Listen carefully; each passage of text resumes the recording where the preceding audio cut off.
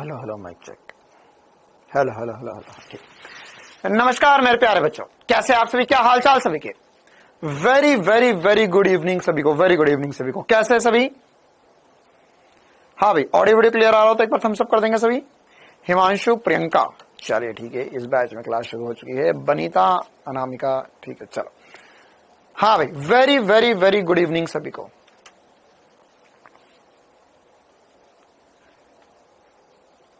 Audio video clear आ रहा है सभी का? वो चलिए, ओके ओके ओके ठीक है। हाँ भाई, तो करते हैं क्लास की शुरुआत। आज से हम करने वाले हैं एक और धमाकेदार चैप्टर की शुरुआत। क्लास 11 पर आखिरकार हम वापस आ चुके हैं, है ना। हम घूम फिरकर क्लास 12 खत्म करके आज हम क्लास 11 पे वापस आ चुके हैं। तो जैसा मैंने आपको बोला था कि जनवरी में हम क्लास 11 फिर से शुरू कर देंगे ना, जनवरी के पहले वीक में।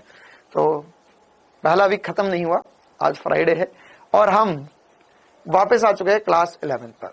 अच्छा, अब क्लास 12 में जैसा मैंने आपको बोला था कि कल हम लोग एक एक्स्ट्रा क्लास का प्लान कर रहे थे 12 बजे, लेकिन पार्थ सर की ए स्टार बैच में क्लास हो गई थी 12 बजे और वो क्लास शिफ्ट नहीं हो पा रही थी क्योंकि फिर 1 बजे से आपकी दूसरी क्लासेस भी थी, ठीक है। तो वो सिचुएशन जम नहीं पाई। तो अभी अर्धचालक की जो एक्स्ट्रा क्लास है, जो क्वेश्चन प्रैक्टिस क्लास है, वो आज हम करेंगे 7:30 बजे से। 7:30 बजे से मैं क्लास करने वाला हूं। 7:30 से 8:30, 8:30 9 भी हो सकता है ना, जब तक हमारे सारे क्वेश्चंस कंप्लीट हो जाएंगे। तो आज शाम को, अभी इस क्लास के बाद, इस क्लास के बाद में आपकी एक और क्लास होगी, है ना। आप लोगों की अब कौन सी केमिस्ट्री की क्लास बची? केमिस्ट्री क्लास खत्म हो जाएगी तो केमिस्ट्री की क्लास वैसे मैं कामेश सर को बोल दूंगा, लेकिन आप भी एक बार बोल देना कि वो 7:15 तक क्लास, वैसे यूजुअली कामेश सर खत्म कर देते हैं ना 7:15, 7:20 तक। तो हम 7:30 बजे से एक और क्लास कर लेंगे जिसमें हम क्वेश्चन की प्रैक्टिस करेंगे, ठीक है। चलिए, तो करें क्लास की शुरुआत। 3rd कॉपी है, 2 ही कॉपी भरी अभी तक। भाई तूने चैप्टर छोड़ दिए। अगर फिजिक्स में 2 कॉपी भरी मतलब कि तुमने तो कुछ लिखा ही नहीं है। फिजिक्स में अभी तक कम से कम 3 से 4 कॉपी भर जानी चाहिए थी। हाँ, कामेश सर को मैं बोल दूंगा कि वो 7:30 के पहले क्लास खत्म कर दे, तो 7:30 से 8:30 हम क्लास कर लेंगे। हाँ, कामेश सर को आज हम बोल देंगे वो थोड़ा सा जल्दी क्लास खत्म कर दे, है ना। अच्छा, कितने पेज छोड़ने हैं? हाँ यार, ये भी इंपॉर्टेंट बात है। आप कम से कम 8 से 10 पेजेस तक छोड़ सकते हो, क्योंकि हम जो क्वेश्चन प्रैक्टिस करेंगे उनमें डायग्राम बहुत सारे रहने वाले हैं ना, डायोड वगैरह का डायग्राम रहेंगे। या फिर आप दूसरी कॉपी बनाने, अगर आपकी कॉपी में थोड़े से पेज बचे हुए हैं, मतलब मान लो 15-20 पेज बचे हुए, तो वो कॉपी छोड़कर आप नई कॉपी में शुरू कर सकते हो वाला चैप्टर, ठीक है। चलिए, तो अब पूरा 12th एक कॉपी में हो गया। हाँ, तो तेरा 12th एक कॉपी में ऐसा होगा ना कि यहाँ लिखा, फिर यहाँ लिखा, फिर यहाँ पर ऐसा फोटो बना लिया, फिर यहाँ पर ये धारावाही चालक, इसके कारण चुंबकीय क्षेत्र, यहाँ पर चुंबकीय क्षेत्र का मान लिख दिया। इसी तरीके से क्लास 12th एक कॉपी में भर दिया तुमने पूरा। चलो, 5 रजिस्टर भर गए, ये हुई ना बात। अच्छा, 400 पेज की कॉपी, बहुत ही बढ़िया। हाँ भाई, चलो काफी बढ़िया लगा मुझे आप सबसे ये जान करके। आप लोग बढ़िया तरीके से पढ़ रहे, नोट्स बना रहे। ग्रूणी गति हम शुरू करते हैं, लेक्चर नंबर 1, है ना। तो अब से क्या होगा, वापस से हम मैकेनिक्स में कूदने वाले हैं, है ना। हम फिर से एक बार फिर मैकेनिक्स की दुनिया शुरू करने वाले। मैकेनिक्स की दुनिया शुरू करेंगे मतलब कि हम फिर से एक बार क्लास 11th में जैसा पढ़ते आ रहे थे, गति की बातें होती थी, वेग की बातें होती थी, बल की बातें होती थी, द्रव्यमान की बातें होती थी, चाल की बातें होती थी, त्वरण की बातें होती थी, कार्य की बातें होती थी, ऊर्जा की बातें होती थी, वही सारी बातें फिर से शुरू होने वाली है ग्रूणी गति में, है ना। तो क्लास 11th का बढ़िया सा एक और मजेदार चैप्टर, ठीक है। अच्छा, अब इस चैप्टर को पढ़ने के लिए हमें क्या क्या रिवाइज करना होगा। तो रिविजन के लिए एक और बार बता दूं यार, मैंने आपको जैसे बोला था कि मैंने आपका रिविजन शुरू करवा दिया। तो रिविजन के लिए कल 12 बजे YouTube पर मैं क्लास करने वाला हूं, जिसमें मैं मात्रक और मापन लूंगा। मात्रक और मापन के थोड़े पुराने क्वेश्चन और ज्यादा नए क्वेश्चन होंगे, है ना। नए क्वेश्चन कहने का मतलब क्या है मेरा, कि वो क्वेश्चन जो अभी तक आपके ना तो मॉड्यूल में थे और उसमें से बहुत सारे ऐसे क्वेश्चन जो आपने कभी टेस्ट में भी ना देखे हो, कहीं ना देखे हो। तो नए क्वेश्चन कुछ होंगे कल की 12 बजे वाली क्लास में। तो 12 बजे मात्रक और मापन हम रिवाइज करेंगे, class 11 side by side, class 12 भी करेंगे, है ना। एक दिन क्लास 11, एक दिन क्लास 12 रिवाइज करेंगे हम यूट्यूब पर, और वो क्लास ऐप पर भी चलेगी, तो आप ऐप पर भी देख सकते हो।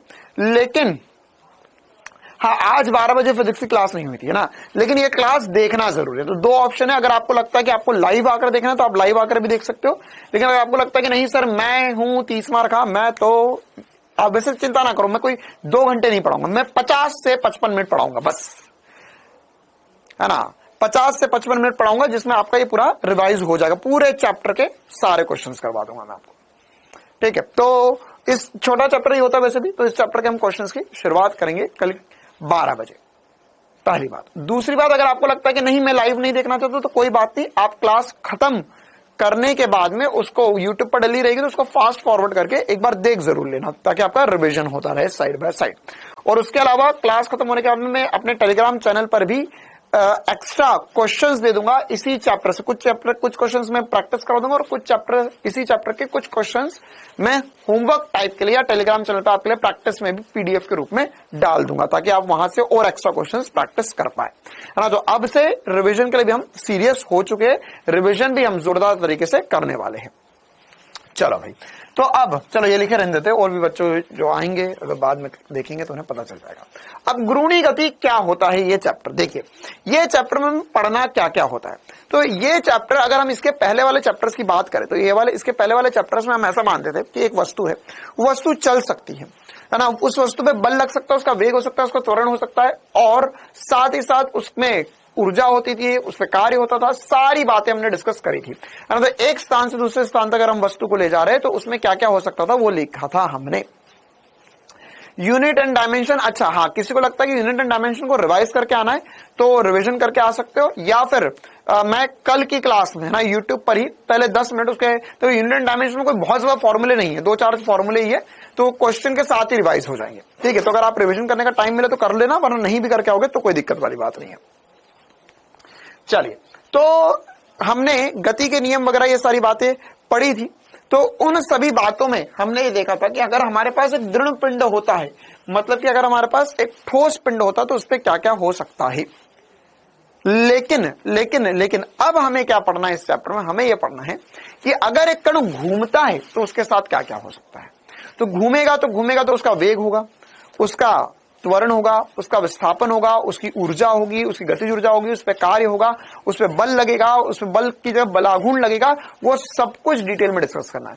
मतलब एक तरीके से ये वाला जो चैप्टर है उसका कोणीय संवेग, उसका संवेग भी होगा। तो ये वाला जो चैप्टर है वो एक तरीके से आपने जितने चैप्टर क्लास 11 के पढ़े थे पहले, वो सब एक पिंड के लिए पढ़े थे, जो पिंड चल रहा था, अब ये घूमेगा, तो इसमें आपका पुराना वाला रिवाइज भी अपने आप हो जाएगा, ठीक है। तो इस चैप्टर में हमें क्या क्या पढ़ना होगा, सबसे पहले हम देखेंगे घूर्णन गति होती क्या है, फिर आज की क्लास में देखेंगे जड़त्व आघूर्ण क्या होता है।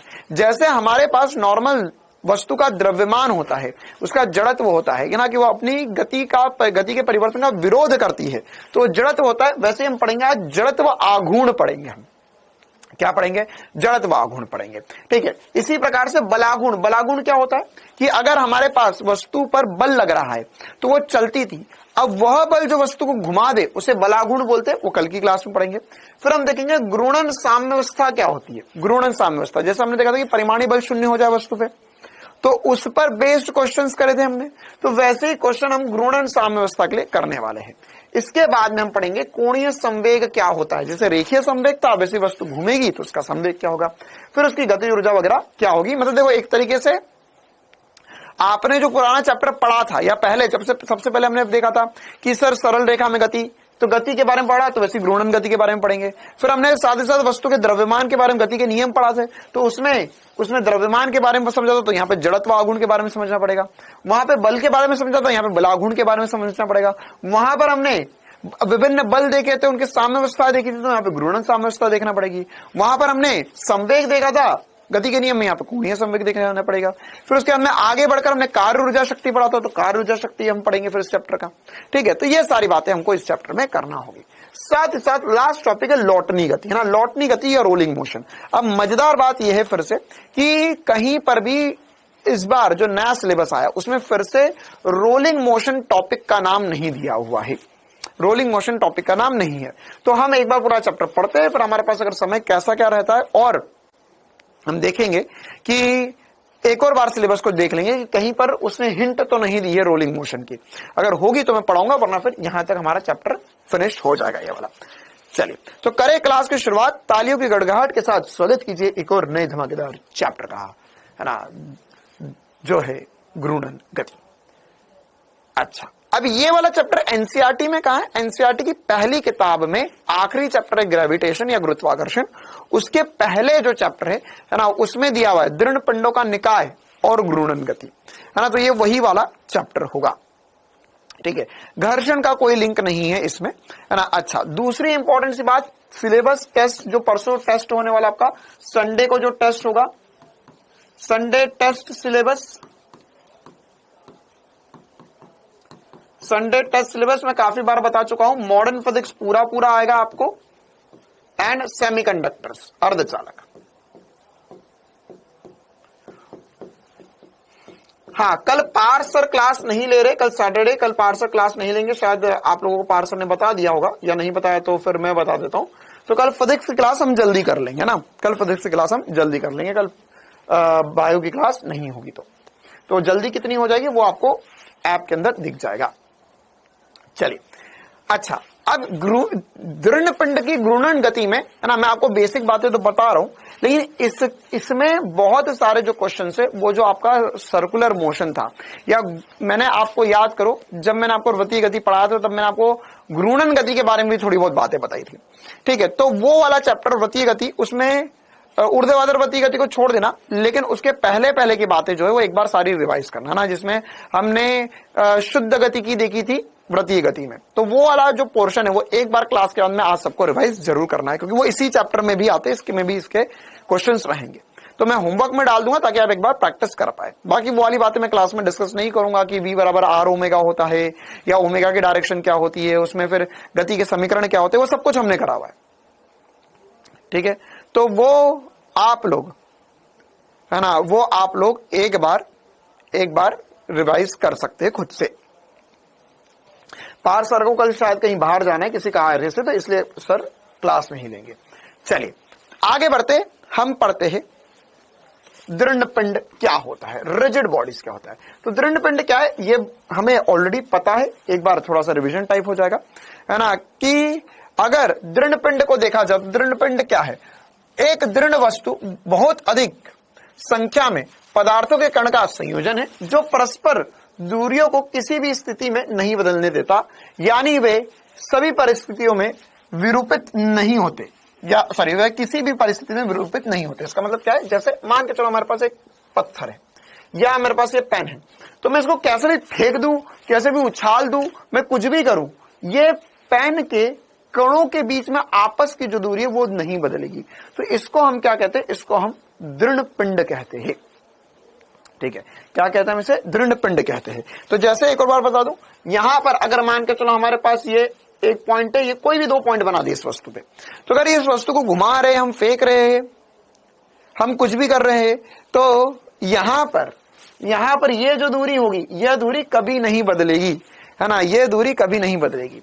तो अगर ये दूरी कभी नहीं बदलेगी तो यह कैसा पिंड होगा? दृढ़ पिंड होगा, ठीक है।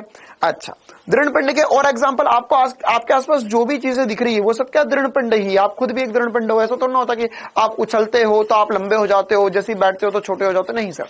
दूरियां जो है हमारे बिंदुओं के बीच में वो बराबर ही रहती है। या इसके अलावा आपको आपके सामने टेबल, कुर्सी, दीवार, ये सब कैसे दृढ़ पिंड है ना।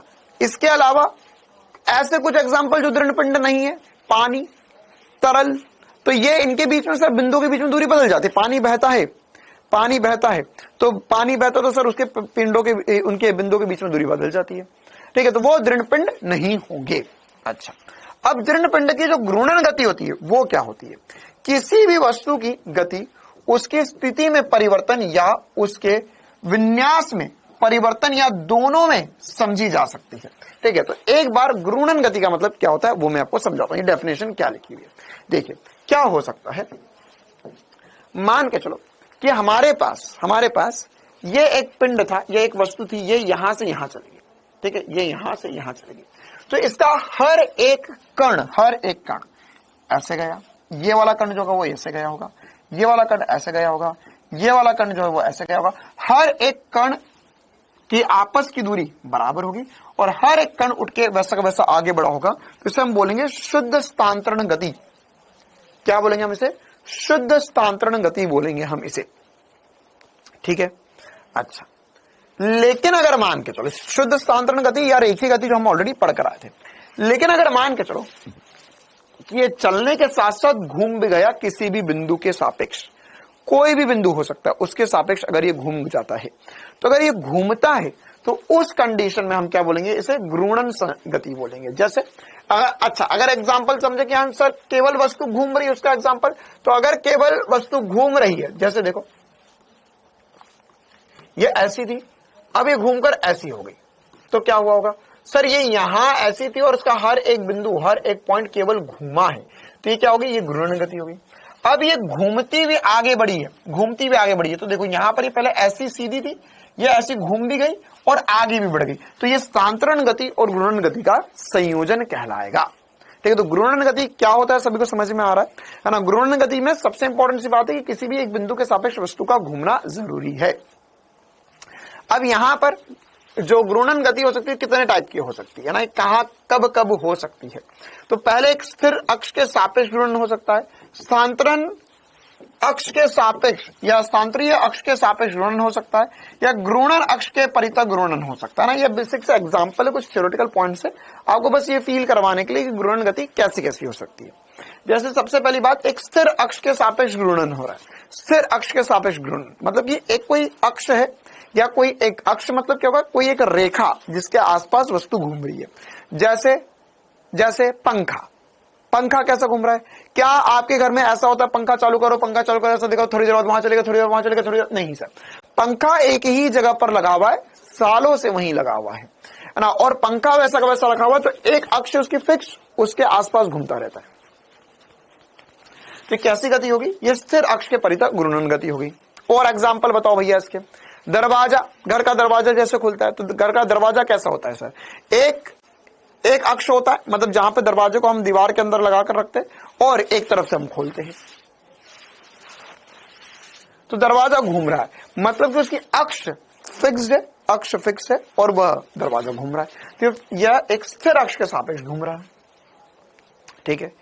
इसी प्रकार से अगर कोई वस्तु जो है वह स्थानांतरीय अक्ष के सापेक्ष घूर्णन गति कर रही है, इसका मतलब क्या हुआ कि उसकी जो अक्ष है वो सीधे सीधे चल रही है, उसकी अक्ष सीधे सीधे चल रही है और वस्तु गोल घूम रही है ना। अक्ष चल रही है और वस्तु गोल घूम रही है। हाँ, वॉच, बिल्कुल एक बच्ची ने बढ़िया एग्जांपल दिया, वॉच। हाउस, ये कैसा एग्जांपल है? जरा घर घूम रहा है क्या?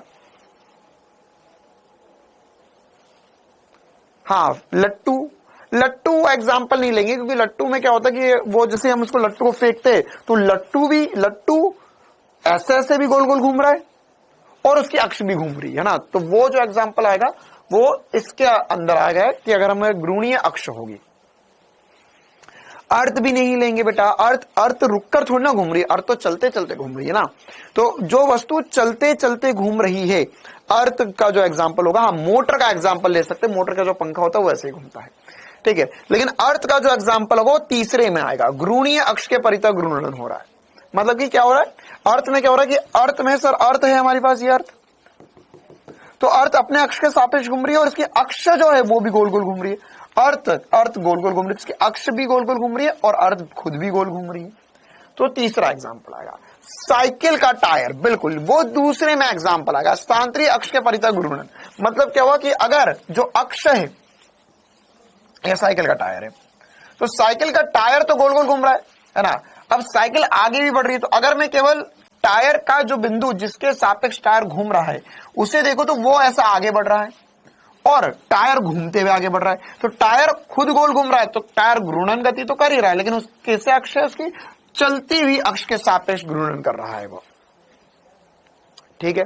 तो हाँ, मेले में झूला, बिल्कुल वो जो गोल गोल घूमने वाला झूला है वो ऐसे ही कर रहा है, स्थिर अक्ष के परितः घूर्णन कर रहा है ना।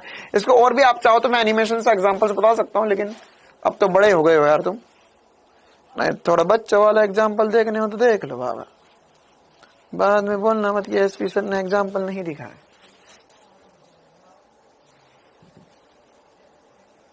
बाकी तब थोड़े होशियार हो गए हो तुम, क्यों रे बाबा।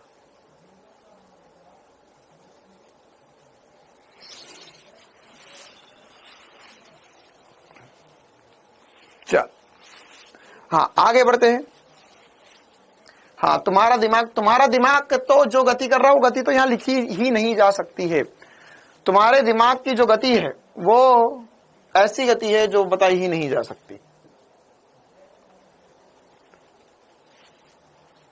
हाँ, तो ये पहला वाला एग्जांपल जो है हमारा पंखा, दूसरा वाला एग्जांपल गेट भी एक स्थिर अक्ष के सापेक्ष घूर्णन कर रहा है। या ये बॉल, तो ये बॉल किस अक्ष के सापेक्ष घूर्णन कर रही है, बॉल जो घूर्णन कर रही है कैसी है, ये जो अक्ष है वो स्थानांतरण गति कर रही है, अक्ष जो है वो ऐसी ऐसी चल रही है ना। अक्ष जो है खुद इसकी जो अक्ष है ना, अक्ष क्या है सर, ये देखो ये अक्ष है, तो ये यहां पर अगर अक्ष को पकड़ू मैं तो ये यहां से सर ये अक्ष तो सीधी सीधी जाती है, फिर इधर आ जाती है ना। अक्ष क्या है, जिस बिंदु के सापेक्ष घूम रहा है, तो वो ऐसी लाइन है, तो वो लाइन ऐसी कैसी आगे बढ़ती है, फिर लाइन ऐसी कैसी आ जाती है। तो अक्ष सीधी सीधी चल रही है और वस्तु गोल गोल घूम रही है। अच्छा, ये तीसरा वाला एग्जांपल हो गया, ये तिलस्मी जो घूम रहा है, ये लट्टू जैसा जो घूम रहा है ना, ये किसका एग्जांपल हो गया कि इसकी अक्ष जो है, अक्ष भी घूर्णन गति कर रही है और ये वस्तु भी घूर्णन गति कर रहा है ना। तो यह घूर्णन गति का बेसिक सा एग्जांपल हो सकते हैं।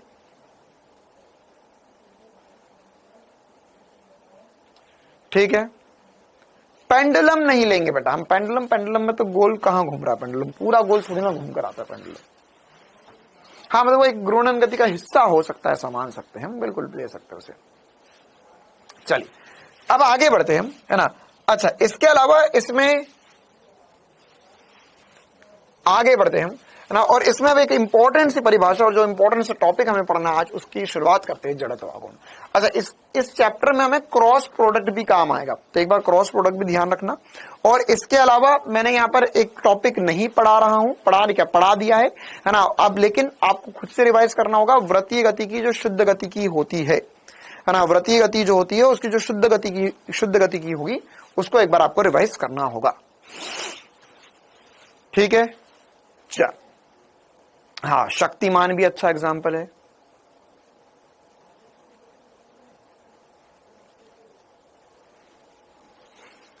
ये पता नहीं कहां से आते हैं बद दिमाग लोग, बोल रहे कि सर लड़कों के पीछे घूमती हुई लड़कियां, पता नहीं कौन सी दुनिया से है ये, है ना। और कैसी लड़कियां घूम रही है, कौन है ऐसी लड़कियां, मुझे भी मिलवाओ, है ना। पहली बात तो लड़कों के पीछे घूम रही है, और दूसरी बात ऐसे घूम रही है, मैं इसके पीछे जा रही हूं, मैं इसके ये मतलब कि दिमाग को थोड़ा सा विराम अवस्था में रख दे दो क्या फिजिक्स की क्लास में, ऐसे घूमते जाएंगे, चलो उसके पीछे चलेंगे, हम उसके पीछे चलेंगे।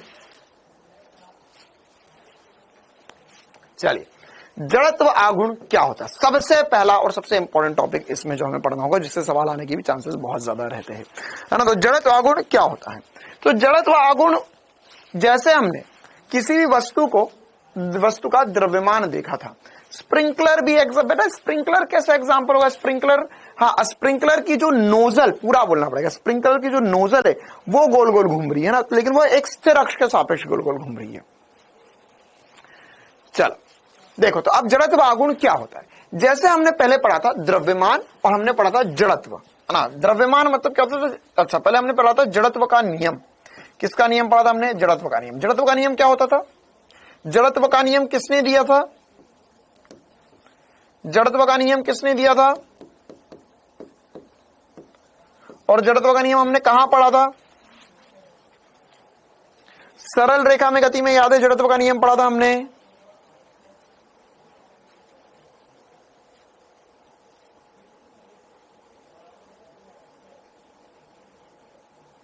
हाँ, जड़त्व का नियम, मोशन में, चलो ठीक है, कुछ तो याद है।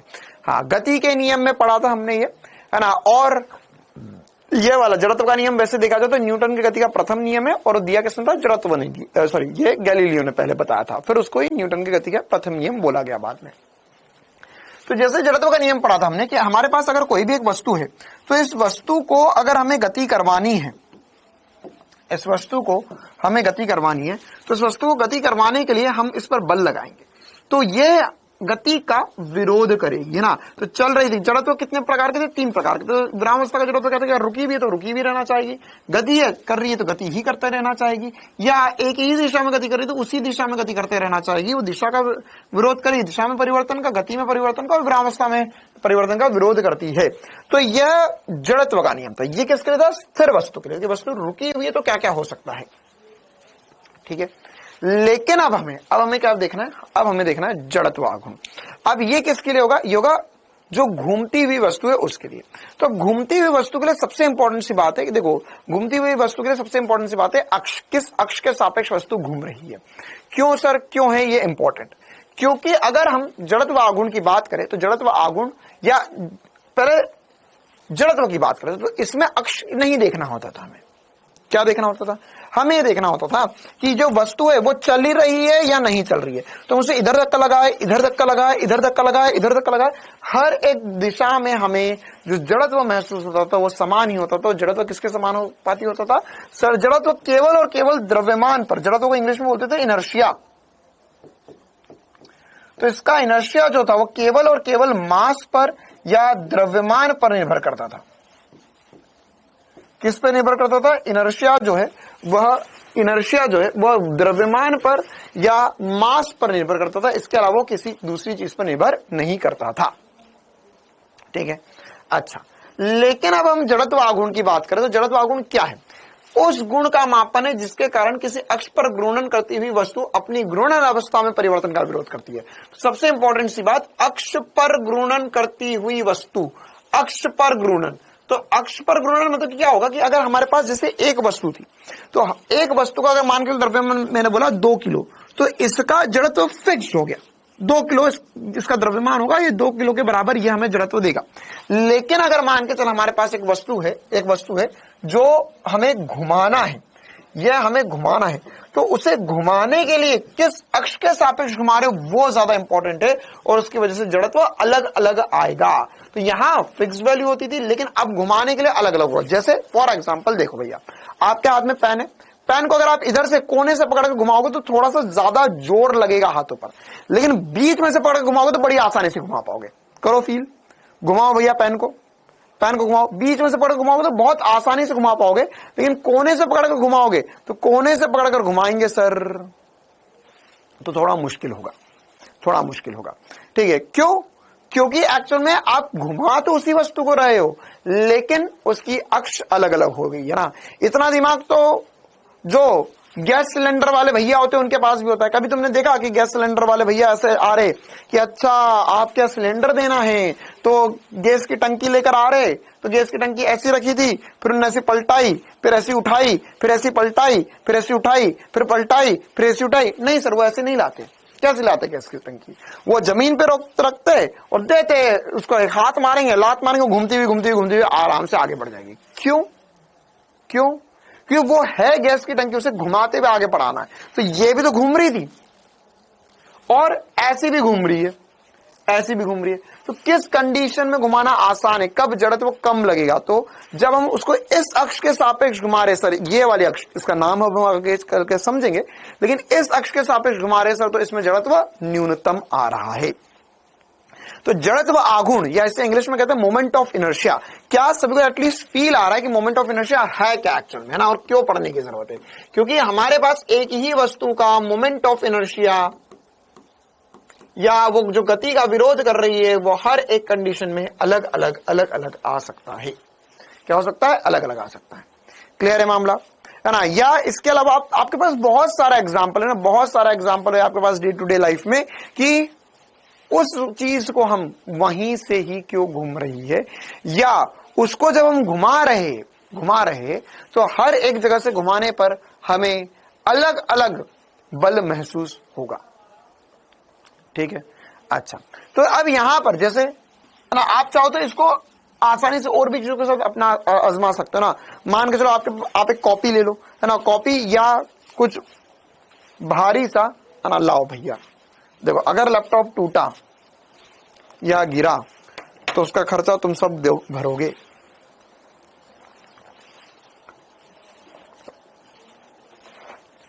तो अगर मैं इस लैपटॉप को घुमाऊं तो इस लैपटॉप को ऐसे से घुमाऊंगा तो आसान है घुमाना, लेकिन अगर मैं कोने से पकड़कर घुमाऊंगा तो मुझे बहुत ज्यादा बल लगाना पड़ रहा है ना। कोने से पकड़कर घुमाना बहुत ज्यादा मुश्किल हो रहा है,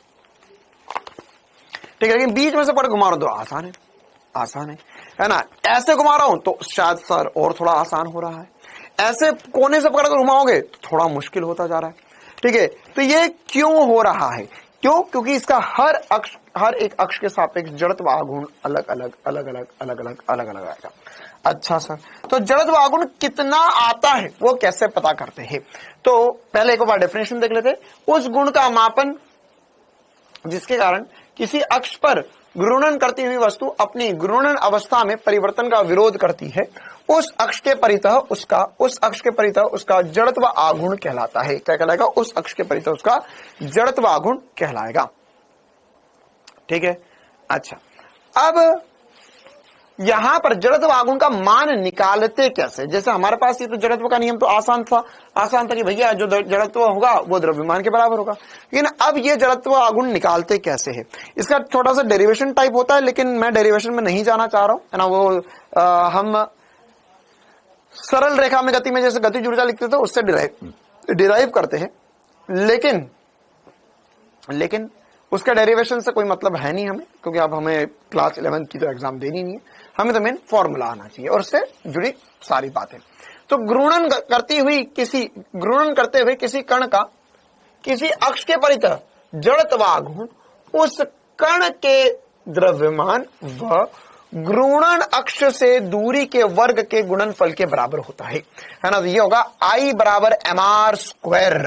क्या होता है? I बराबर mr स्क्वायर। r जो है घूर्णन अक्ष के लंबवत दूरी होगी। जैसे अभी हम पहले जो बात करेंगे, हम बिंदु द्रव्यमानों के लिए बात करेंगे, छोटे छोटे से कणों के लिए बात करेंगे कि अगर हमें उन्हें घुमाना है तो, है ना। तो मगर मान के चलो मेरे पास यहाँ पर एक छोटा सा कण है, एक बिंदु द्रव्यमान है, मैं उसको इस अक्ष के परितः घुमा रहा हूं ऐसे।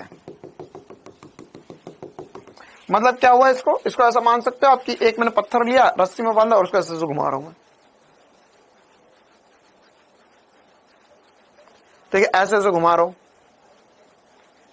ठीक है। तो अगर मैं इसे ऐसे घुमा रहा हूं तो क्या होगा कि यहां पर मेरा जड़त्व आघूर्ण क्या होगा? तो जड़त्व आघूर्ण आएगा ये m द्रव्यमान और अक्ष के लंबवत दूरी। तो अक्ष क्या सर? ये रही हमारी अक्ष, और इसके लंबवत दूरी जो होगी वो ये r दूरी होगी। इसके लंबवत दूरी जो होगी वो दूरी क्या होगी? r दूरी हो जाएगी। तो यहां पर हमारे पास जड़त्व आघूर्ण जो आ जाएगा वो हो जाएगा mr स्क्वायर। याद रखना, दूरी जो होगी अक्ष के लंबवत, अक्ष के अनुदिश कभी दूरी नहीं देखते ना। ये रही अक्ष, जैसे इसके आसपास घूम रहा है वो, जिसके आसपास घूम रहा है उससे लंबवत दूरी को हमें बोलना पड़ेगा r, है ना। एक तरीके से आप रेडियस बोल सकते हो इसको, कि इस रेडियस पे ये घूम रही है। तो ये mr स्क्वायर का जड़त्व आघूर्ण रहने वाला है। अब अगर अक्ष बदलेगी तो यहां पर लंबवत दूरी बदलेगी, लंबवत दूरी बदलेगी तो जड़त्व आघूर्ण बदल जाएगा। अच्छा, ओके। अब इसका मात्रक, विमा, ये और साथ ही कैसी राशि वो देख लेते हैं। तो मात्रक क्या होगा? इसका मात्रक एकदम आसान सी बात है सर, केजी मीटर स्क्वायर हो जाएगा, केजी मीटर स्क्वायर हो जाएगा, KG r square metre square हो गया। इसकी विमा क्या आ जाएगी? विमा आ जाएगी सर द्रव्यमान m L2 विमा आ जाएगी, ML2 T0 विमा आ जाएगी, M1 L2 T0 विमा आ जाएगी। अच्छा, इसके साथ ही साथ और क्या होगा? यहाँ पर, है ना। अच्छा, कैसी राशि है ये एक सदिश राशि होता है ना। कैसी राशि होता है? सदिश राशि। इसमें केवल हमें सीधे सीधे योग कर सकते हैं हम, है ना। इसमें दिशा का कोई लोचा नहीं है।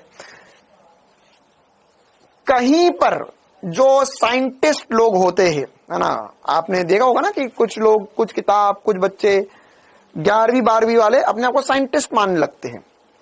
बायो में खूब देखा होगा आपने कि आपके जैसे बायो ले लिया आपने सब्जेक्ट, तो बायो में खूब साइंटिस्ट बनने की कोशिश करते हैं लोग। अब ऑनलाइन में तो तुम लोग आपस में इतना इंटरेक्शन कर नहीं पाते, जैसे ऑफलाइन में मैंने देखा बहुत बच्चे कि सर ने किसी दिन क्लास में पढ़ा दिया हार्ट, तो पता नहीं कहां कहां के सवाल उठा के ले आएंगे, बिल्कुल ऐसे सर्जन बन गए हो, हार्ट सर्जरी कर रहे हैं।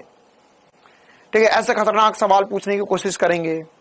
या अगर सर किसी दिन आई पढ़ा रहे या ईयर पढ़ा रहे तो एकदम बिल्कुल ऐसे दवाइयों के नाम वगैरह पूछेंगे, दवाइयों के नाम बोलेंगे, सर ऐसा नहीं ऐसा होता है। तो अगर आप उनमें से है तो ये याद रखना, सदिश नहीं प्रदिश राशि होता है। कौन सी राशि होता है ये? प्रदिश राशि। प्रदिश राशि क्या होता है? ऐसी राशियां जिनमें हमारे पास हम सदिश योग तो कर, हम यहां पर अरे एक मिनट, यहाँ पे अदिश आना चाहिए, ओह आई एम सॉरी, यहाँ पर अदिश राशि आएगा, है ना, इसमें दिशा की जरूरत नहीं होगा, स्केलर क्वांटिटी है। तो अब यहां पर प्रदिश, प्रदिश मतलब क्या होता है? टेंसर होता है। टेंसर या प्रदिश राशि क्या होती है? वो राशि होती है जिनमें हम सीधे सीधे जोड़ तो सकते हैं, लेकिन हमारे दिशा भी कहीं ना कहीं इंपॉर्टेंट हो जाती है। ठीक है, वो टेंसर होती है, तो उससे हमें मतलब नहीं है, हमें तो नीट में आएगा तो हम अदिश राशि पे टिक कर आएंगे। ठीक है, हाँ, अगर मॉड्यूल वाला ज्यादा होशियार बनने की कोशिश तो प्रदिश राशि इसका ज्यादा सही आंसर होता है। चलिए आगे बढ़ते हैं। अब हम ये छोटी छोटी सी बातें समझ में आ गई। अब सर हमको जड़त्व आगुण निकालना आता है कि बिल्कुल, अब तुझे जड़त्व आगुण निकालना आ गया, मार्क्स स्कोर कर रहे हैं तुझे। तो अगर मैं अलग अलग क्वेश्चन दे दूं इसमें तो तुम कर सकते हो क्या? बिल्कुल सर हम कर पाएंगे। कर लोगे पक्का? चलो आओ तो करके बताओ मुझे। सवाल कर लेते कुछ दो चार से छोटे छोटे से। मान के चलो हमारे पास यहां पर, ध्यान समझना आप क्वेश्चन को, मेरे पास यहां पर यह y अक्ष है, यह x अक्ष है और तल के लंबवत कहीं z अक्ष होगा। होगा होगा होगा होगा होगा ओके। ये मेरे पास एक बिंदु खंड है जिसका द्रव्यमान m है। यह है x, y बिंदु पर। कितने पर है? x, y बिंदु पर है। मैं न्यूमेरिकल भी ले सकता हूं, वैल्यू भी ले सकता हूं, लेकिन मैं आपको भी x, y के रूप में करवाना चाहता हूं। अच्छा, तो अब अगर हम या m द्रव्यमान की बात करें तो आपसे मैं पूछ रहा हूं कि इसका जड़त्व आघूर्ण क्या होगा? x अक्ष के अनुदिश, y अक्ष के अनुदिश, z अक्ष के अनुदिश, तीनों के अनुदिश आपको जड़त्व आघूर्ण बताना है। क्या बताना आपको? जड़त्व आघूर्ण। जड़त्व आघूर्ण x अक्ष,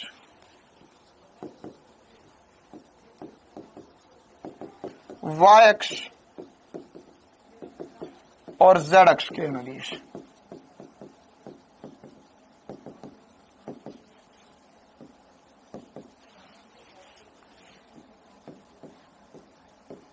देखो, अब हम जब भी ये पूरा चैप्टर पढ़ेंगे तो इस चैप्टर में सबसे इंपॉर्टेंट सी बात है हमारे लिए कि किस अक्ष के अनुदिश पूछा जा रहा है।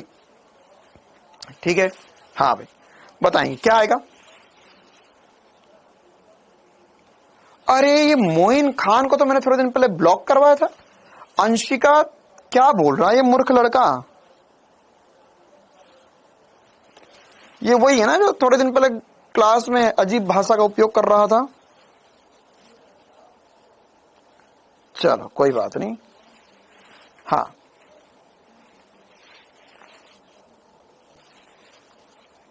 क्या आएगा आंसर? सबसे पहले हम देखेंगे x अक्ष के अनुदिश जड़त्व आघूर्ण क्या होगा। तो x अक्ष के अनुदिश जड़त्व आघूर्ण, तो देखिए अब हमें क्या पता करना है? हमें लंबवत दूरी पता करनी है। तो अगर हमारे पास यहां पर ये x अक्ष है तो x अक्ष के सापेक्ष घूमेगा कैसे? अच्छा एक काम करता हूं, मैं इस डायग्राम को पहले फिर से कॉपी पेस्ट कर लेता हूं ताकि आपको पता चले कि अच्छा ये क्वेश्चन है, ये आंसर है। तो यहां पर अगर हमारे पास इसको ऐसा घुमाना है तो x अक्ष के सापेक्ष, सर ये x अक्ष, तो x अक्ष के सापेक्ष ऐसा घूमेगा। कैसे घूमेगा? ये ऐसा घूमेगा। ये जो घूम रहा है ये x अक्ष के सापेक्ष घूम रहा है। आई बात समझ में? है ना? क्या होगा यहां पर? अगर हमारे पास ये m द्रव्यमान है, ये हमारे पास x अक्ष है, तो ये ऐसा ऐसा घूमेगा। पहले इमेजिन कर लो घूमेगा कैसे, वो ज्यादा इंपॉर्टेंट है, वो ज्यादा इंपॉर्टेंट है। ठीक है, y अक्ष के सापेक्ष कैसे घूमेगा? y अक्ष के सापेक्ष ऐसे ऐसे घूमेगा। अच्छा, z अक्ष का है सर? z अक्ष यही तल के लंबवत बाहर, तो उसके सापेक्ष ऐसा घूमेगा। ये जो होगा वो z अक्ष होगा। पहले इमेजिन कर पा रहे हो सब? x अक्ष, y अक्ष, z अक्ष। ठीक है, तो यहां पर क्या होगा? यहां पर ये x अक्ष के सापेक्ष ऐसा घूमेगा, y अक्ष के सापेक्ष ऐसे घूमेगा और z अक्ष के सापेक्ष ऐसे घूमेगा। ये हमें पता होना चाहिए, तभी हम लंबवत दूरी निकाल सकते हैं।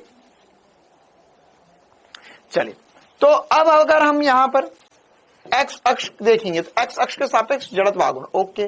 तो तो अब दूरी क्या होगी, अक्ष से दूरी क्या होगी, तो यहां पर ये जो दूरी आएगी वो ये वाली दूरी लिखना होगी सर। हाँ जी सर, बिल्कुल ये वाली दूरी लिखना होगी। तो ये वाली दूरी कितनी होगी, क्या कोई बता सकता है ये वाली दूरी कितनी होगी? तो ये वाली जो दूरी होगी ना वो y के बराबर होगी, ये वाली दूरी y के बराबर होगी। क्यों?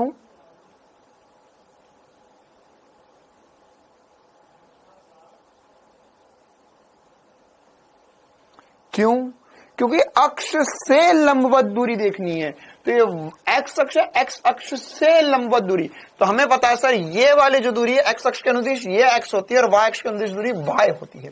तो यहां पर जो जड़त्व आघूर्ण आएगा इसे हम बोलेंगे आई एक्स। क्यों? क्योंकि एक्स अक्ष के अनुदिश निकाल रहे हैं और इसका मान हो जाएगा एम वाई स्क्वायर। कितना हो जाएगा? एम वाई स्क्वायर हो जाएगा। इसी प्रकार से y अक्ष के अनुदिश अगर हम जड़त्व आघूर्ण निकालेंगे तो सर ये रही y अक्ष, इसके सापेक्ष ऐसा घूमेगा,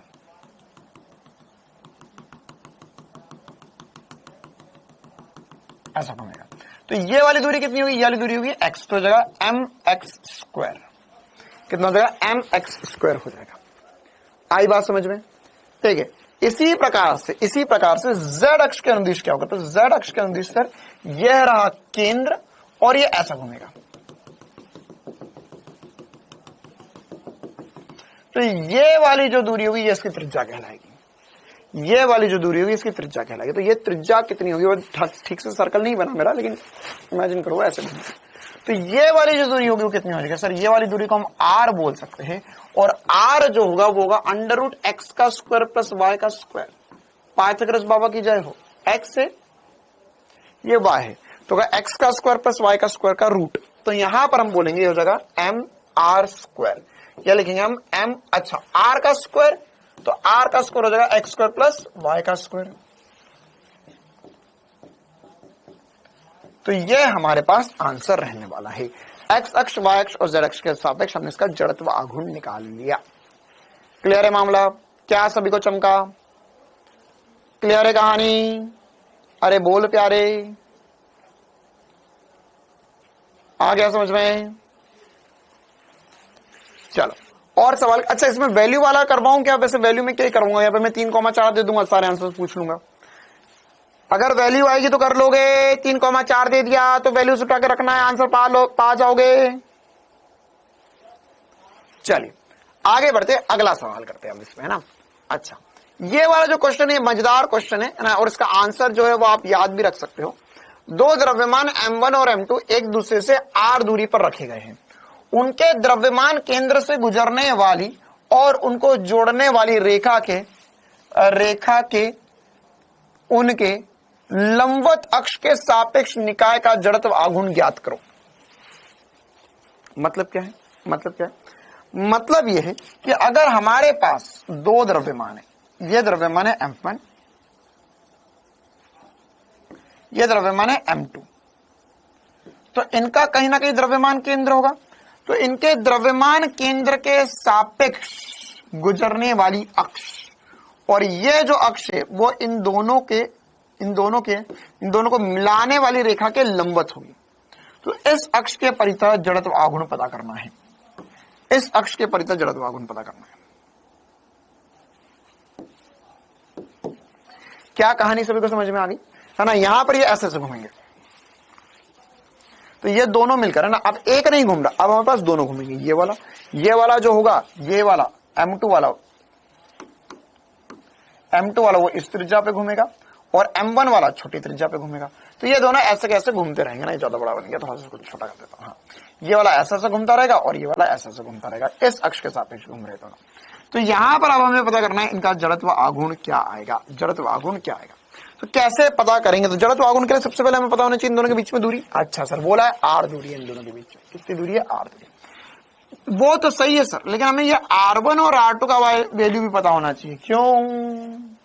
याद आया? कुछ होता है यहां पर। अगर आपको जड़त्व आघूर्ण निकालना तो ये वाली दूरी पता करनी है r1 और ये वाली दूरी पता होनी चाहिए r2। तो जड़त्व आघूर्ण 2 के कारण हो जाएगा m1 r1 का स्क्वायर प्लस m2 r2 का स्क्वायर। पहले तो बताओ इतना सबको समझ में आ गया? m1r1 का स्क्वायर प्लस m2r2 का स्क्वायर, है ना। क्यों? क्योंकि सर यहां पर इसका सेंटर ऑफ मास यहाँ कहीं होगा, ये वाला द्रव्यमान भारी मान लिया मैंने m1 तो इसके करीब सेंटर ऑफ मास आ रहा है। तो क्या m1r1 का स्क्वायर प्लस m2r2 का स्क्वायर, mr स्क्वायर जो होगा वो जड़त्व आघूर्ण होगा। अब r1 r2 क्या है? r1 r2 क्या है?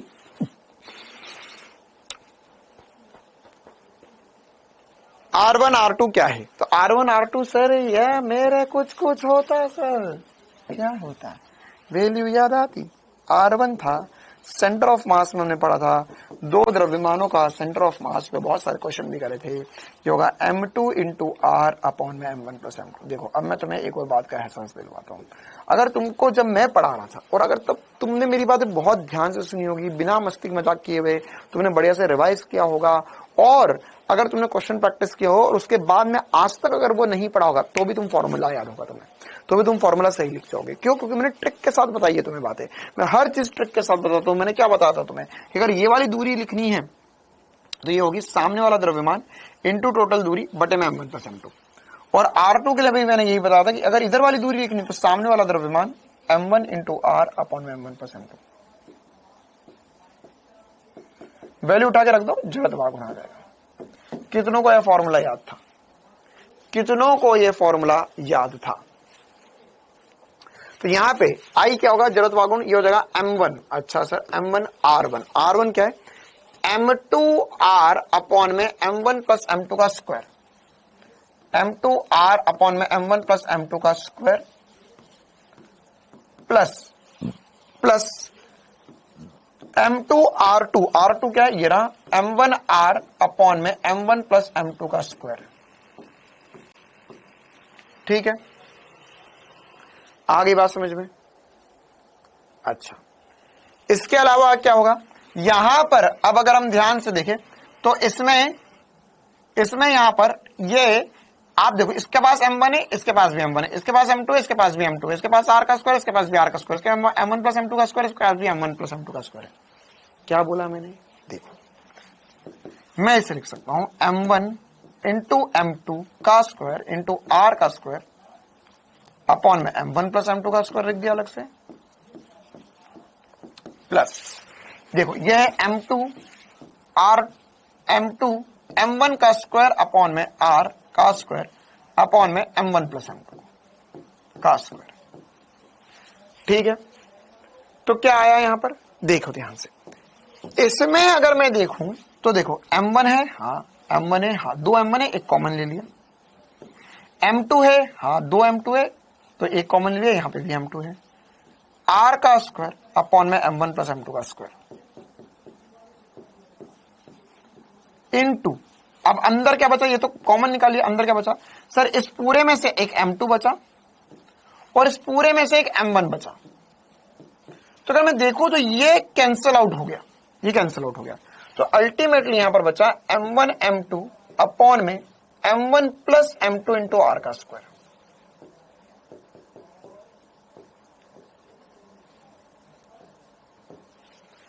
बोलो कितनों को चमका? कितनों का चमका? आई बात समझ में? है ना? कुछ नहीं था, कुछ नहीं था। ये यहां पर से उसके बाद में मैंने बस सॉल्व ही किया, 2 स्टेप सॉल्व किया और आंसर लेकर आ गया मैं। तो ये जो आंसर है वो आप सीधे सीधे चाहो तो याद भी रख सकते हो, इसका रट्टा भी लगा सकते हो, और ये बहुत इंपॉर्टेंट सा आंसर है।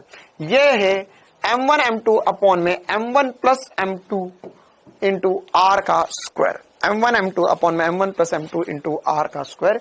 ये होगा इस पूरे निकाय का जड़त्व आघूर्ण, और आप इसको याद भी रखोगे।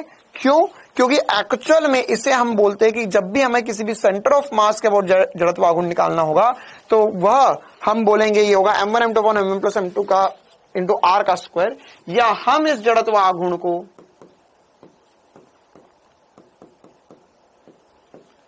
ये वाला जो द्रव्यमान है इसे रिड्यूस्ड मास भी बोलते हैं। इससे क्या बोलते हैं? रिड्यूस्ड मास। कि जैसे हमने पढ़ा था कि सर अगर हमारे पास वस्तु चल रही है तो उसका पूरा द्रव्यमान उठाकर एक जगह रख दूं मैं, तो उसका सेंटर ऑफ मास कहलाता था।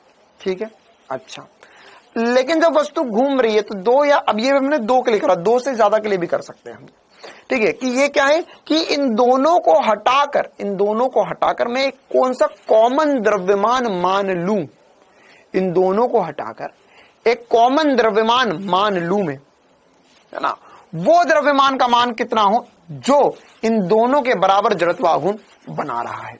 तो ये जो आएगा वो m1 m2 अपन m1 प्लस m2 होगा। इसे रिड्यूस्ड मास बोलते हैं। ये जेई में बहुत बार पूछा गया सवाल है, नीट में अभी तक नहीं आया है। रिड्यूस्ड मास जो कि होता है m1 m2 अपॉन में m1 प्लस m2। ठीक है, ये फॉर्मूला आप डायरेक्ट याद रख सकते हो। क्लियर है मामला? तो ये बहुत बहुत इंपॉर्टेंट है जो हमें पता होना चाहिए। m1 m2 upon m1 plus m2 into r का स्क्वायर, ये होगा रिड्यूस्ड मास। अच्छा, तो ये एक और मजेदार सा क्वेश्चन हमारा खत्म हुआ। एक बार जल्दी से कमेंट्स में थम्स अप कर दो ताकि हम आगे बढ़े अगले सवाल की ओर। क्लियर है मामला? हाँ भाई, क्या सभी को इतना समझ में आ गया? क्या सभी को इतना समझ में आ गया?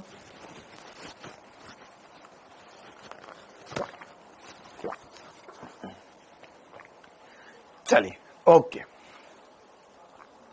हाँ भाई, आगे बढ़े, आगे बढ़ा जाए। अब हमें इसके बाद में और भी कुछ क्वेश्चंस करने हैं। जैसे ये वाला एक क्वेश्चन है, आप खुद ही करके बता सकते हो, है ना। यहां पर हमारे पास एक XY तल दिया हुआ है और इस XY तल में हमें बताना है कि Y अक्ष के सापेक्ष जड़त्व आघूर्ण क्या होगा। Y अक्ष के सापेक्ष जड़त्व आघूर्ण। अच्छा, एक बात बताओ यार, ये तो तुमने बोला ही नहीं। अगर मान के चलो हमारे पास कोई एक वस्तु अक्ष पर ही रखी हो तो उसका जड़त्व आघूर्ण क्या आएगा?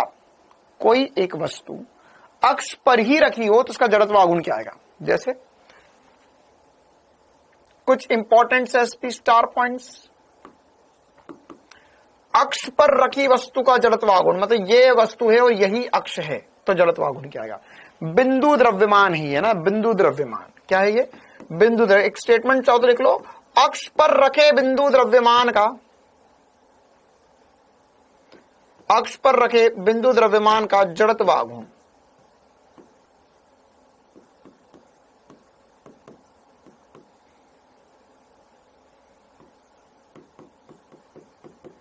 जड़त्व आघूर्ण 0 होगा। कितना होगा? 0 होगा, सदैव शून्य आएगा। अच्छा, एक और इंपॉर्टेंट सी बात कि याद रखना कि जैसे अभी हमने ये सॉल्व किया, सेंटर ऑफ मास के अबाउट हमने जड़त्व आघूर्ण निकाला, सेंटर ऑफ मास के अबाउट जड़त्व आघूर्ण निकाला। तो अब हमें एक और इंपॉर्टेंट सी बात ध्यान रखनी होगी कि जड़त्व आघूर्ण सेंटर ऑफ मास के अबाउट सदैव न्यूनतम होता है। यह वैसे आगे चलकर मैं आपको एक थ्योरम वगैरह पढ़ाऊंगा, उसमें प्रूव करेंगे हम, लेकिन अभी भी चाहो तो आप लिख लो कि जड़त्व आघूर्ण I सदैव किसी भी निकाय के लिए, I किसी भी निकाय के लिए, जड़त्व आघूर्ण किसी भी निकाय के लिए सदैव सेंटर ऑफ मास से गुजरने वाली अक्ष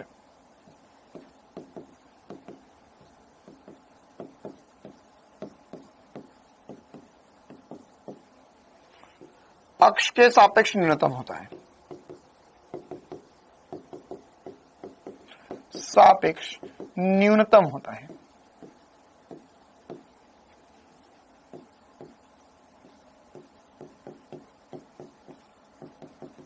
ठीक है, ये न्यूनतम होगा, ये जो वैल्यू आएगी। अब इसके अलावा आप कोई सी भी अक्ष के सापेक्ष निकालो, मतलब ये अक्ष आप इधर ले जाओ, इधर ले जाओ, इधर ले जाओ, इधर ले जाओ, इधर ले जाओ, कहीं भी ले जाओ, न्यूनतम वैल्यू हमेशा यही आएगी, इससे कम जड़त्व आघूर्ण नहीं आएगा।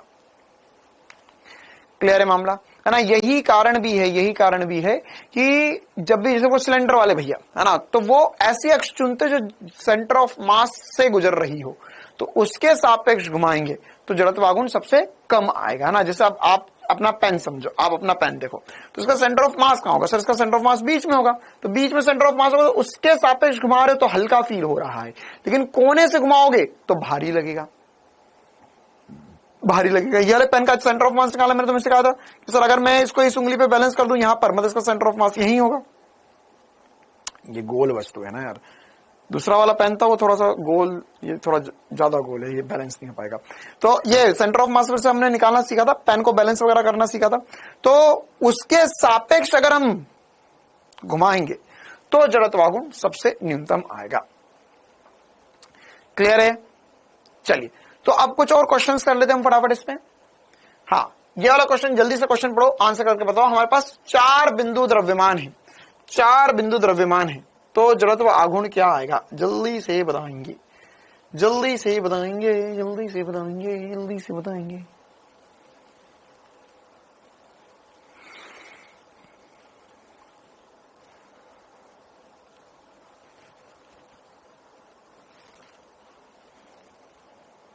डी आएगा। अच्छा, और कोई?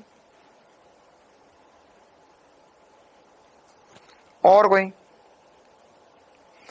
2 आएगा। देख लेते क्या आएगा, कैसे होगा ये क्वेश्चन।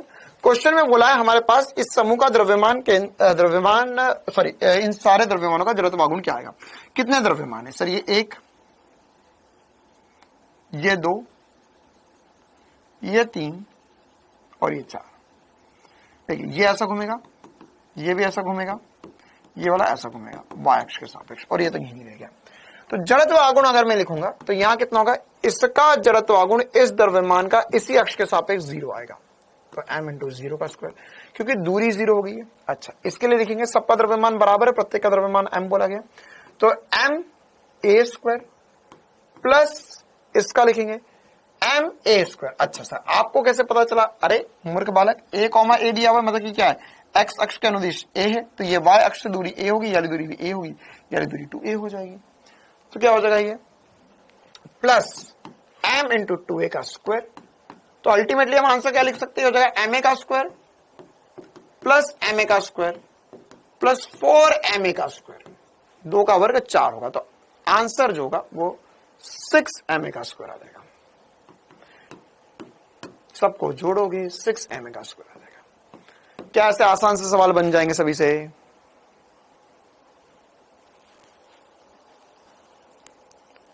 क्लियर है कहानी? चलो आगे बढ़े। हाँ भाई, आगे बढ़े।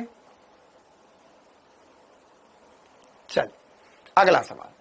हाँ, अब हमारे पास 3 कण दिए हुए, आपको बताना है कि एक्स अक्ष के परितः जड़त्व आघूर्ण क्या है। अब एक्स अक्ष भी बोल सकते हैं, ए बी अक्ष भी बोल सकते हैं, ऐसी कोई भी अक्ष बोली जा सकती है आपको। तो सवाल पढ़ो, जल्दी से जवाब बताओ। आसान सवाल है अभी तो ये। फिर मैं आपसे पूछूंगा ए बी अक्ष के परितः जड़त्व आघूर्ण पी क्या होगा। ए एक्स तो निकालो, फिर ए बी भी निकालना है।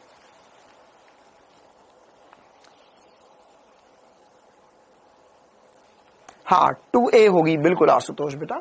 यहां पर ये जो दूरी होगी ये 2a दूरी थी, तो 2a का वर्ग कर दिया तो 4a स्क्वायर हो गया। हाँ भाई, तो क्या बोला है? 3 कण, प्रत्येक का द्रव्यमान m है, लंबाई l लंबाई की भुजा के एक समबाहु त्रिभुज ABC के शीर्ष बिंदुओं पर चित्र के अनुसार व्यवस्थित किया गया है। अब हमारे पास रेखा AX है। अच्छा सर, ये एक AX रेखा है, AX रेखा AB के लंबवत है। अच्छा, इस AB के लंबवत एक AX रेखा है, ABC के तल में है। अच्छा सर, ये ABC के तल में ही अक्ष है ना। अब आपको बोला जो फोटो दिख रहा है बस वही लिखा हुआ है, अक्ष का इस निकाय का एक AX के परितः जड़त्व आघूर्ण क्या आएगा। तो जड़त्व आघूर्ण हम क्या लिखेंगे? जड़त्व आघूर्ण लिखेंगे हम सर यहां पर होगा, देखो पहले A के लिए तो 0 हो जाएगा, m इंटू 0 का स्क्वायर, प्लस C किसके अकॉर्डिंग लिख रहा हूं मैं? AX के अकॉर्डिंग है ना, AX। अच्छा, इसके लिए लिखूंगा मैं, हो जाएगा m इंटू L का स्क्वायर, m इंटू L का स्क्वायर। अच्छा सर, इसके लिए क्या हो जाएगा? इसके लिए हो जाएगा m इंटू L/2 का स्क्वायर। बताओ भैया, ये वाली दूरी कितनी होगी? देखो बस दूरी का खेल है यार, दूरी का खेल है। ये दूरी होगी L/2, L/2 का स्क्वायर हो गया। तो कितना आंसर आ गया सर? ये हो जाएगा ml square plus ml square बटे में 4, या अगर हम इसका योग करेंगे तो 5 ml स्क्वायर बटे में 4 is the correct answer for this question.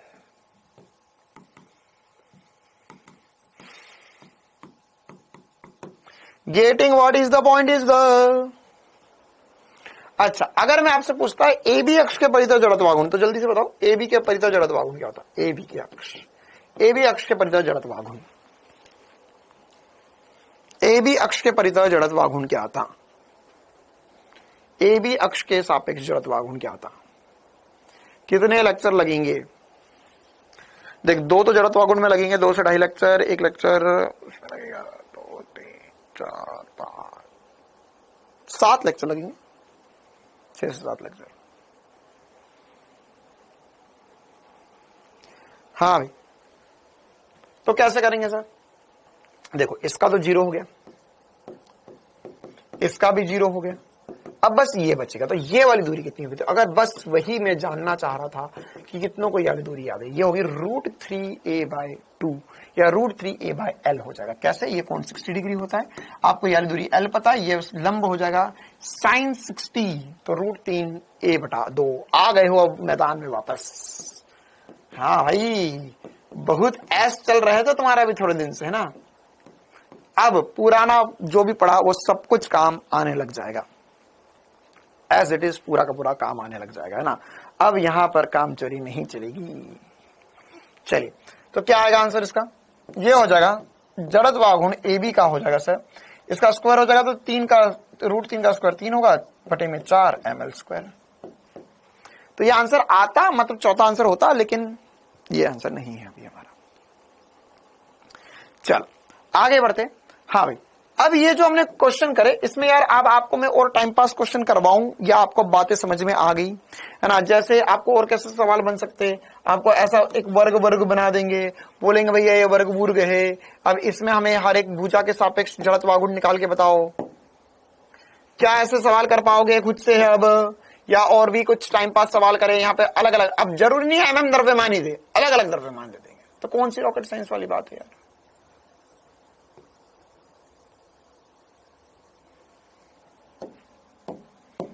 हाँ भाई, तो यहां पर हमें बोला गया ये वाला द्रव्यमान m है, ये वाला 2m है, ये वाला 2m है, ये वाला m है। क्या इसमें किसी भी अक्ष के सापेक्ष जड़त्व आघूर्ण पूछूं तो निकाल सकते हो? कौन पूछा? ये l बटा दो। अंशुल पाल, अंशुल बेटा कहां थे तुम इतने दिनों से? बहुत दिन से तुम्हारा कमेंट नहीं आया।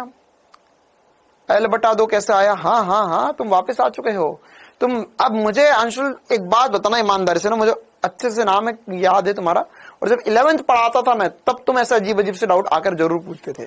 अब मुझे एक बात पक्का विश्वास हो गई है आज, क्या? कि तुम क्लास 9th के बच्चे हो, 9th के हो या ज्यादा से ज्यादा 11th के हो, कि जब मैंने 12th पढ़ाई तब तुम नहीं आए। मतलब कि गोलमाल तो है सर। ईमानदारी से बताओ अंशुल, तुम कौन सी क्लास में हो? तुम 12th और ड्रॉपर तो नहीं हो, है ना? तुम्हारा शकल आज तक नहीं देखी, लेकिन मैं इससे बता जरूर सकता हूं कि अगर तुम 12th के होते तो 12th जब पढ़ा तो एक भी डाउट नहीं तुमने पूछा, पूरी 12वीं खत्म हो गई। तुम कहां थे? और आज जैसे ही 11th का टॉपिक शुरू हुआ है तो तुम वापस आ चुके हो। मामला तो गोलमाल है। हमारी नजर से बचकर कहां जाओगे? l बटा दो कहां से आया? वो तो मैं घर से याद करके आया था। देखो, तो यहां पर अब ये m 2m 2m m जो है ना, इसका जड़त्व आघूर्ण क्या किसी भी अक्ष के सापेक्ष निकाल सकते हो? क्या किसी भी अक्ष के सापेक्ष निकाल सकते हो? जैसे मान के चलो मैंने इसमें नंबर कर दिया, ये a b c d, तो क्या a b अक्ष के सापेक्ष पूछूं? b c d c a d, अच्छा बी डी अक्ष के सापेक्ष जड़त्व आघूर्ण कौन बता सकता है? यहां पर बी डी अक्ष के सापेक्ष बताओ भाई, एक लास्ट बता दो, बी डी अक्ष के सापेक्ष जड़त्व आघूर्ण कौन बता सकता है? बी डी अक्ष के सापेक्ष जड़त्व आघूर्ण क्या होगा?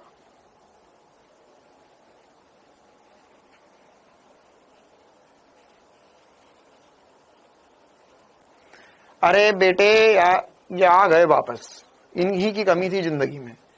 ये भाई ये एल बटा दो कैसे आए, मैं कैसे बताऊं यार? यहां पर ये पूरी दूरी एल है, ये दूरी एल है, ये दूरी एल है, ये दूरी एल है, तो यहां पर ये लंबवत अगर रेखा खींचेंगे तो ये दूरी आधी होगी ना यार, ये एल बटा 2 हो जाएगी। अगर तो एकदम प्रूफ ही चाहिए तो यहां पर या त्रिभुज ले, या त्रिभुज में cos 60 कर ले, ये एल है, ये आधार निकालना है तो एल बटा 2 आएगा।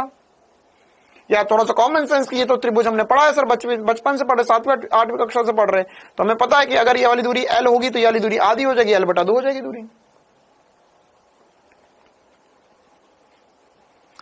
हाँ, BD अक्ष के सापेक्ष जड़त्व आघूर्ण निकालना है तो क्या होगा? तो सर अगर BD अक्ष, BD नहीं बोल रहा हूं ना, BD बोल रहा हूं, BD नहीं बोलेगा कोई, BD। अच्छा, तो BD अक्ष के सापेक्ष जड़त्व आघूर्ण क्या होगा? तो सर ये अक्ष है, तो अक्ष से लंबवत दूरी, ये वाली दूरी निकालना पड़ेगी। हाय हाय हाय हाय हाय, पूरे तोते उड़ेंगे। तो ये पूरी दूरी होती है √2a, ये वाली दूरी होगी a/√2। कितनी होगी? a/√2। ये वाली दूरी भी कितनी होगी? a/√2 हो जाएगी। तो देखा m इंटू a/√2 का स्क्वायर प्लस इसके लिए भी होगा m इंटू a/√2 का स्क्वायर, और इन दोनों का जड़त्व आघूर्ण तो 0 आ जाएगा। 2m इंटू 0 का स्क्वायर प्लस 2m इंटू 0 का स्क्वायर। तो नेट कितना बनेगा? ma² बचेगा प्लस ma² 2 बचेगा, या ma² आंसर आ जाएगा, ma² आंसर आ जाएगा। ठीक है। अच्छा, इसी में अगर आपसे पूछा होता है ना, स्टेटमेंट सुनना, अगर आप चाहो तो लिख भी सकते हो, आप चाहो तो स्टेटमेंट लिख भी सकते हो। विकिरण के कटान बिंदु के लंबवत, विकिरणों के कटान बिंदु के लंबवत अक्ष के परितः जड़त्व आघूर्ण क्या होगा? क्या बोल रहा हूं? विकिरणों के कटान बिंदु के लंबवत अक्ष के परितः जड़त्व आघूर्ण क्या होगा? मतलब क्या हुआ कि यहां पर ये पहली विकिरण है, ये दूसरी विकिरण है, विकिरणों का कटान बिंदु ये होगा सर, मतलब केंद्र के लंबवत अक्ष है, तो उसके सापेक्ष ऐसे ऐसे घूम रहा, मतलब ये पूरा ऐसे गोल गोल घूम रहा, आप ऐसा इमेजिन कर सकते हो। कैसा घूम रहा है? ये ऐसा मानो आप, और ये यहां से ऐसा घूम रहा है, dewy dewy dewy dewy dewy dewy dewy dewy dewy ऐसा घूम रहा है। तो अब आपको इसका जड़त्व आघूर्ण बताना है, कितना आएगा? मतलब तल के लंबवत, अच्छा लंबवत को अब मैं ऐसा चिन्हित करूंगा ना, लंबवत को ऐसा परपेंडिकुलर से चिन्हित करूंगा मैं, तो तल के लंबवत और O से गुजरने वाली अक्ष,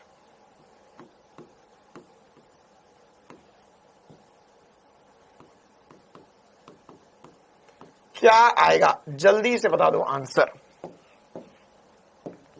तो ये आ जाएगा सर जड़त्व आघूर्ण।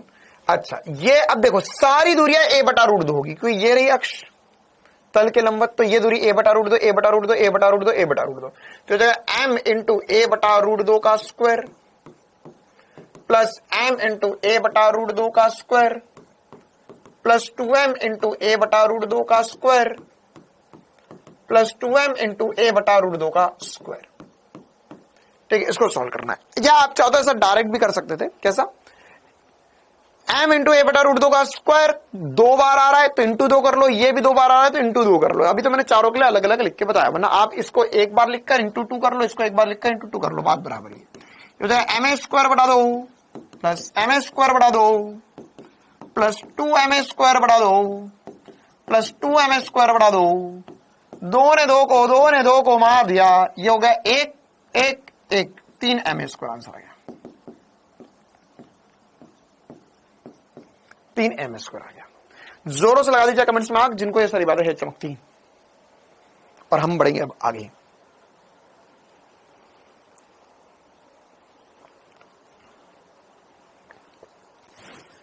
ठीक है मामला,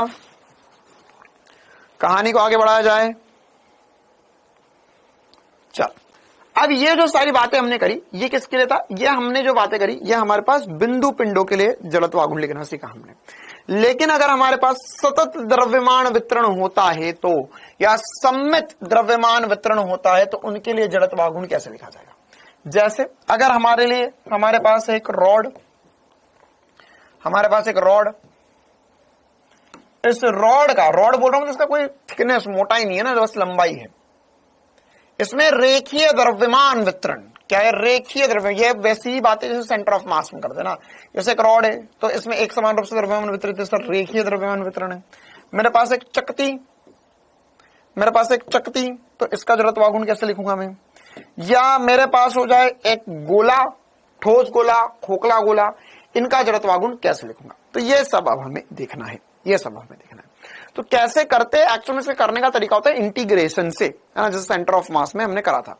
लेकिन हम उसमें इंटरेस्टेड नहीं रहेंगे, हम इंटीग्रेशन से तो कुछ नहीं करेंगे। लेकिन एक बार आपको फॉर्मूला जरूर लिखवा देता हूं कि कैसे करना होता है। जैसे अगर मान के चलो इस अक्ष के सापेक्ष जड़त्व आघूर्ण चाहिए, तो हम x दूरी पर जाएंगे, एक dx एलिमेंट काटेंगे और इसका जड़त्व आघूर्ण लिखेंगे, फिर उसको इंटीग्रेट कर देंगे। क्या कर देंगे, इंटीग्रेट कर देंगे यहां पर 0 से L तक, या 0 से L बटा दो इधर है, L बटा दो इधर है, उसको इंटीग्रेशन कर देंगे। तो फॉर्मूला क्या होता है वो एक बार मैं आपको लिख के बता देता हूं। तो यहां पर फॉर्मूला होगा इंटीग्रेशन dm r स्क्वायर। मैं क्या करेंगे, dm r स्क्वायर, मतलब dm क्या है सर, dm छोटा सा टुकड़ा है, dm द्रव्यमान का एक छोटा सा टुकड़ा है जो यहां पर था, और यह पूरे dm को जोड़ देंगे, हम इंटीग्रेशन कर देंगे तो हमारे पास पूरे का जड़त्व आघूर्ण आ जाएगा। क्या आ जाएगा, पूरे का जड़त्व आघूर्ण आ जाएगा। क्या ये छोटी सी बात सभी को है क्लियर? हाँ भैया, क्या छोटी सी बात क्लियर है? आप बोलो तो एक इंटीग्रेशन से करके बता दूं मैं, बाकी जरूरत नहीं, बाकी मैं इसके सारे आंसर्स बता दूंगा सीधे सीधे। 5 कहां से बेटा, वो मैं आज सुबह 5 बजे उठा था, तो इसलिए मैंने वहां पर आंसर में 5/4 कर दिया। मैंने 4 बजे उठने की सोची थी, लेकिन मैं उठ पाया 5 बजे, तो आंसर आ गया 5/4, है ना। ऐसे ही अगर मान के चलो कल मैं उठने की सोचता हूं 6 बजे और मैं उठता हूं 7, तो आंसर आएगा 7/6 ml²। आप कितनी बजे उठने की सोचते हो और आप कितनी बजे उठ पाते हो, वो आंसर बना लो, बता दो। चलो ठीक है, एक इंटीग्रेशन से करके बता देता हूं मैं कि अगर मेरे पास एक समान रूप से द्रव्यमान वितरित है एक छड़ के लिए, 9 बजे उठते हो, ठीक है बेटा, तो आपका आंसर आएगा 9/8 ml²।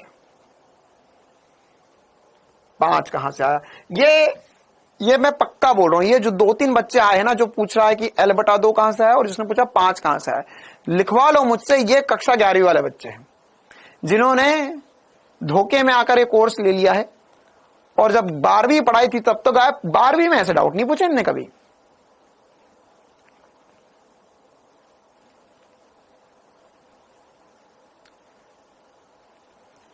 चलो आगे बढ़ते हैं अब हम, है ना। यहां पर अगर हम इसका इंटीग्रेशन करना चाहे तो कैसे करेंगे हम इसे सॉल्व। देखिए, तो करना क्या होता है बेसिकली, है ना। मैं आपको एक रॉड के लिए, किसके लिए, एक रॉड के लिए एक समान रूप से जिसमें द्रव्यमान वितरित है, इसके लिए मैं आपको सेंटर ऑफ मास डिराइव करके दे रहा हूं।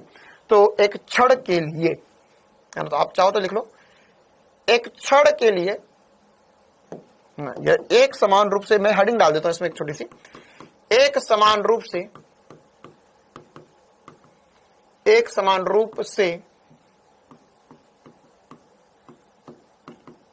वितरित। तो इसमें ना बातें बड़ी बड़ी होती है, क्यों, क्योंकि इसमें सब कुछ बताना पड़ता है। तो एक समान रूप से वितरित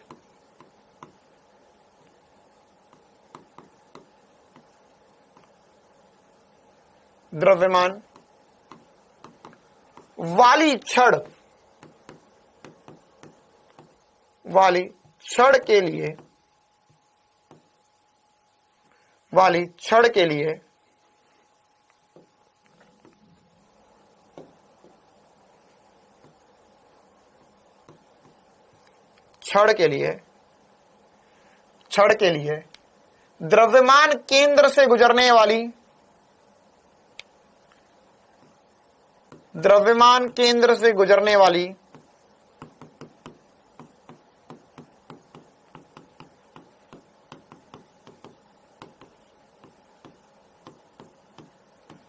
द्रव्यमान केंद्र से गुजरने वाली और छड़ के लंबवत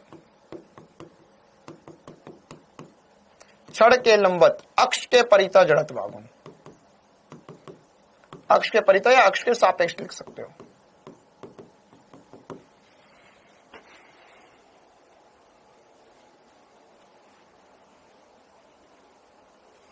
है ना, अक्ष के परितः जड़त्व आघूर्ण। तो ये थोड़ी बातें तो बड़ी बड़ी होती है। चल आगे बढ़ते हैं,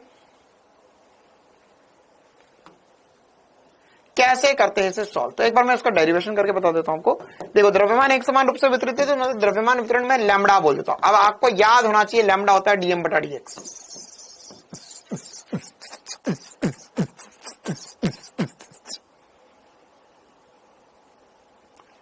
अगर सर आप सो के नहीं उठे तो कैसी बातें कर रहा है ये मूर्ख बालक। मैं सो के नहीं उठा तो तेरी क्लास कैसे होगी। अगर सो के नहीं तो अनंत बटा अनंत आंसर कर लेना। फिर ये होगा डीएम बटा डीएक्स। डीएम बटा डीएक्स किसको याद है, लैम्बडा। लैम्बडा एक समान रूप से द्रव्यमान वितरित वितरण द्रव्यमान या रेखीय द्रव्यमान घनत्व। रेखीय द्रव्यमान घनत्व, द्रव्यमान बटा लंबाई, इसे डीएम बटा डीएक्स या एम बटा एल लिख सकते हैं हम। अच्छा, अब इसका मैं कैसे निकालेंगे सर हम। तो ये रही अक्ष। अच्छा, तो इस अक्ष से एक्स दूरी पर गया मैं और यहां पर मैंने काटा एक डीएम द्रव्यमान। क्या काटा, एक डीएम द्रव्यमान। तो क्या आएगा, जड़त्व आघूर्ण। तो जड़त्व आघूर्ण आ जाएगा सर, आई बराबर हो जाएगा इंटीग्रेशन, आई बराबर हो जाएगा इंटीग्रेशन डीएम इंटू दूरी है एक्स का स्क्वायर। बिल्कुल सही बात। डीएम को क्या लिख सकते हैं, डीएम को लिख सकते हैं लैम्बडा डीएक्स, क्योंकि एक्स है यहां पर। तो इंटीग्रेशन करने के लिए डीएम को एक्स के पदों में लिखना पड़ेगा। तो हो जाएगा लैम्बडा डीएक्स इंटू एक्स का स्क्वायर का इंटीग्रेशन। ये आंसर है, ठीक है। तो ये होगा लैम्बडा डीएक्स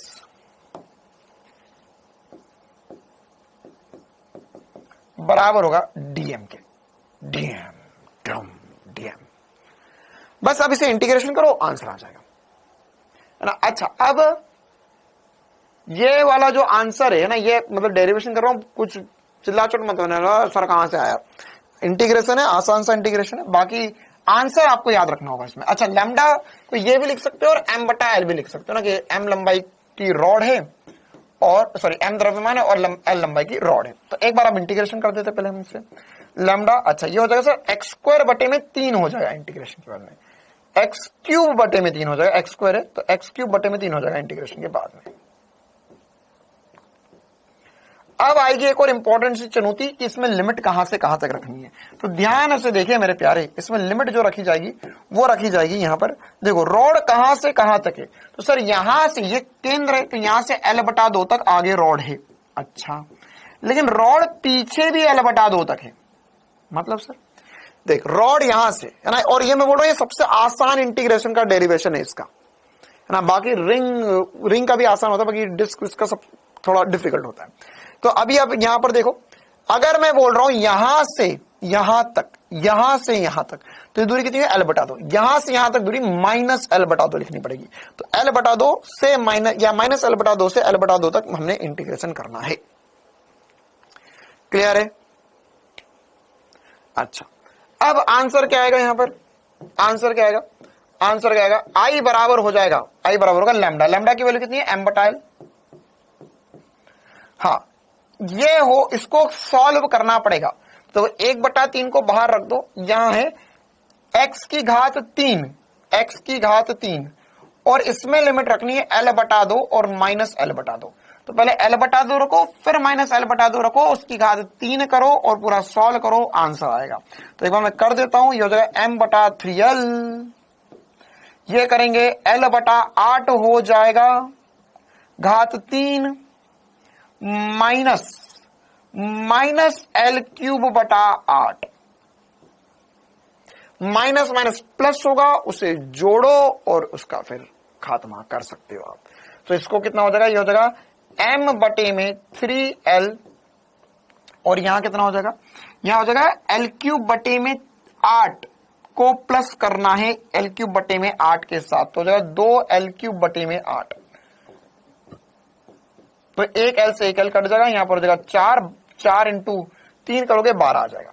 तो एम एल स्क्वायर बटे में 12 is the answer for this question. M L square बटे में 12 is the answer for this question, है ना। तो आप डायरेक्ट इसे याद रख सकते हो, है ना। हमने 10-15 मिनट 10-1 मिनट इसमें खराब करे, कोई बात नहीं। लेकिन अगर इसमें सर डेरिवेशन से हटकर कोई क्वेश्चन आया तो कैसा क्वेश्चन आ सकता है, कैसा क्वेश्चन आ सकता है। तो डेरिवेशन पे बेस्ड क्या क्वेश्चन बन सकता है, हो सकता है, वैसे बहुत मुश्किल है ये, लेकिन अगर मान के चलो तुम्हारी किस्मत बिल्कुल ही बुरी हुई 2016 जैसी, तो नीट में आपको ऐसा बोल दे, नीट में आपको ऐसा बोल दे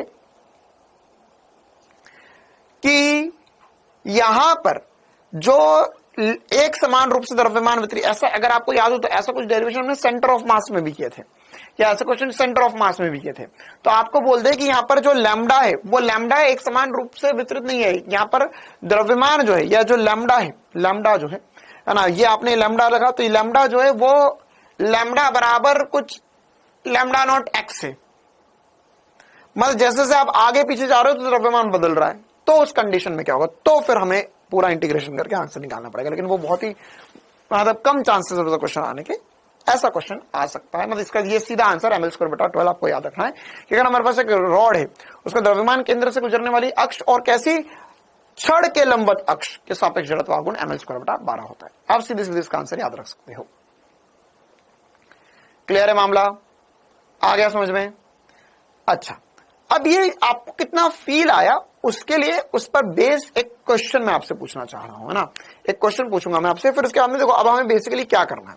अब हमने बिंदु कण के लिए देख ली बातें, अब हमें क्या करना है, हमें यहां पर अलग अलग द्रव्यमान वितरण, जैसे देखो यहां पर है, आपको एग्जांपल से एनिमेशन समझाता हूं मैं आपको।